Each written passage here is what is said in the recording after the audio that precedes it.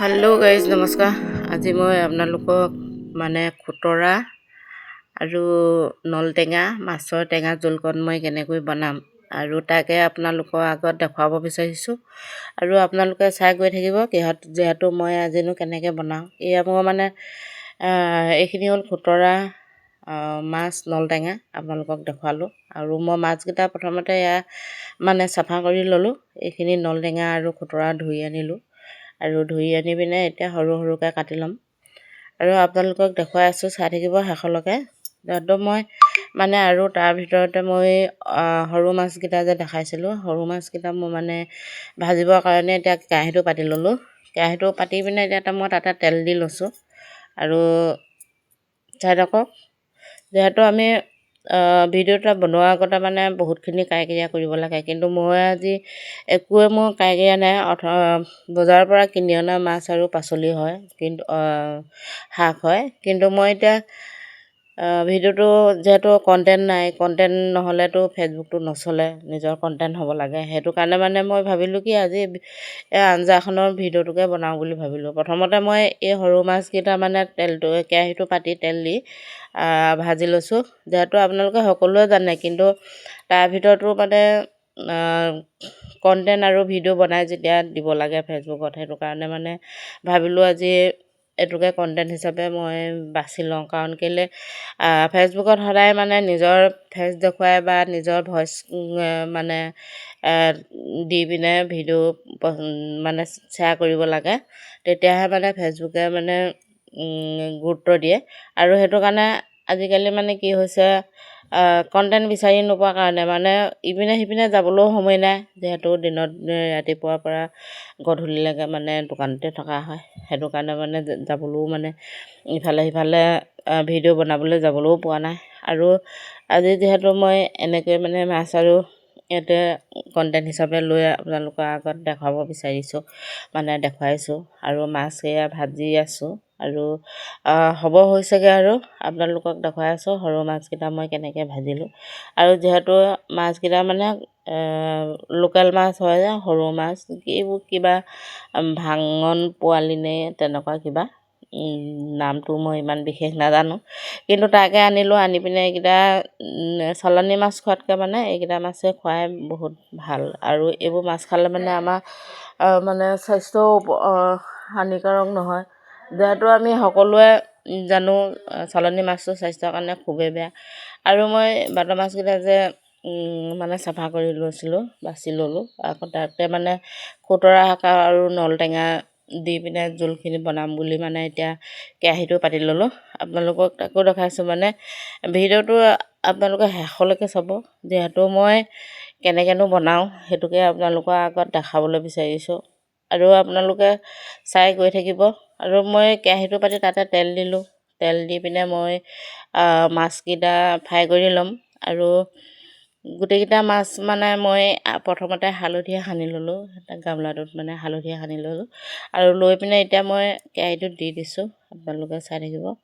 আৰু যদি আপোনালোকে নিজৰ কণ্টেণ্ট ব্যৱহাৰ নকৰে, তেতিয়াহ'লে ফেচবুকে অকণমান আপোনালোকক মনিটাইজেশ্যন দিয়া বা টুলছবোৰ খোলা অলপ দেৰি কৰি দিয়ে।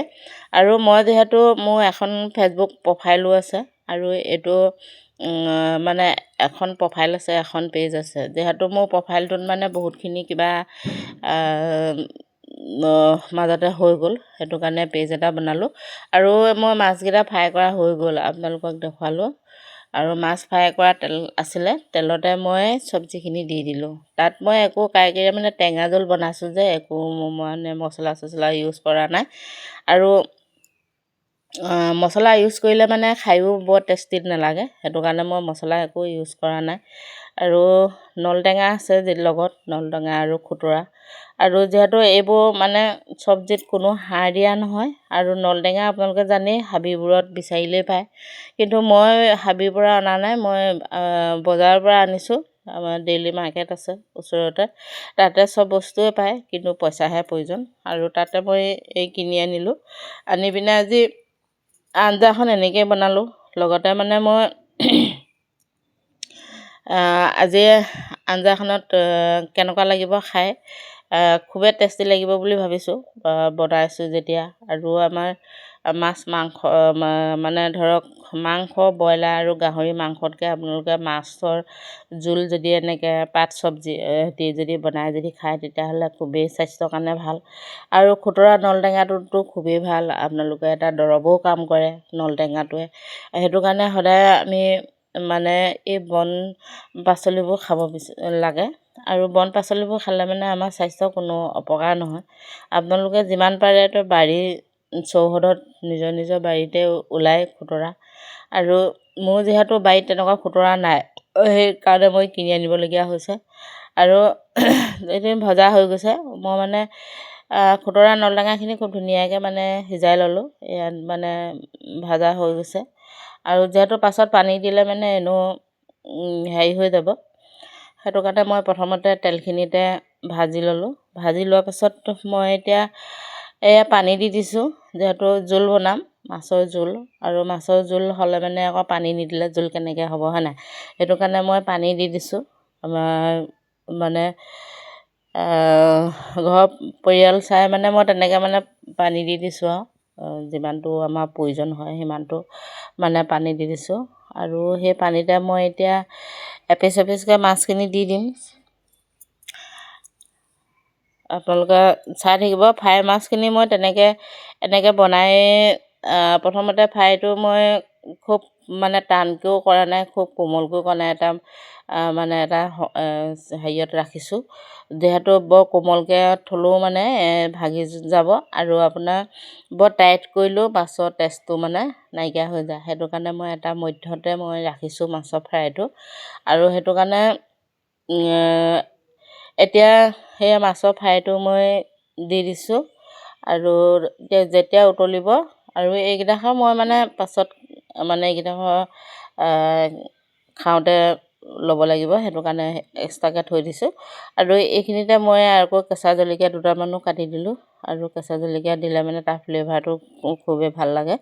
আৰু সেইটো কাৰণে মই আজি খুতৰা নলটেঙা আঞ্জাখন এনেকৈয়ে বনাবলৈ তৈয়াৰ কৰিলোঁ। আপোনালোকৰনো কেনেকুৱা লাগিলে চাই জনাব।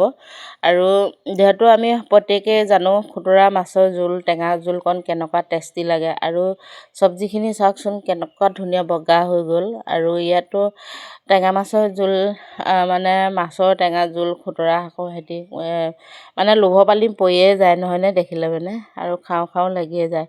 আৰু মই ইয়াকে আপোনালোকক দেখুৱালোঁ। Thank U, bye bye.